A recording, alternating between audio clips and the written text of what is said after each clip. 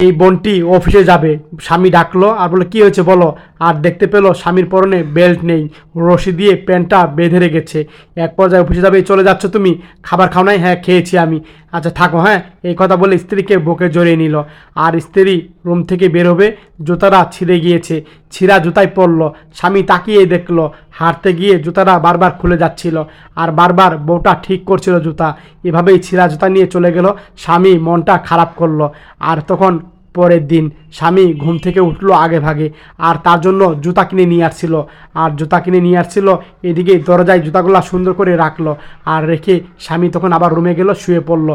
বউ তখন পাশের রুমেতে স্বামীর জন্য কাপড় চোপড় আয়রন করে নিয়ে এই জায়গায় রাখলো। আবার অফিসে যাবে এই বোনটি। এক পর্যায়ে অফিসে যাবে, স্বামী ঘুমিয়ে আছে দেখতে পেল। আর তখন বোনটি দেখতে পেল দরজার সামনে নতুন জুতা তার জন্য রেখেছে। আর তখন তাকিয়ে দেখলো স্বামী ঘুমিয়েছে, স্বামী তার জন্য জুতা রেখেছে। আর এক পর্যায়ে নতুন জুতা পেয়ে বোনটি মনে মনে অনেক খুশি হলো। আর এক পর্যায়ে নতুন জুতা পা দিয়ে বোনটি চলে গেল। স্বামী ঘুম থেকে উঠলো, শার্ট প্যান্ট পরবে, শার্ট প্যান্টগুলো নিল আর নিচ থেকে বেল্ট পরে গেল। আর তখন দেখতে পেলো বেল্ট, আর স্বামী দেখে অনেক খুশি হলো।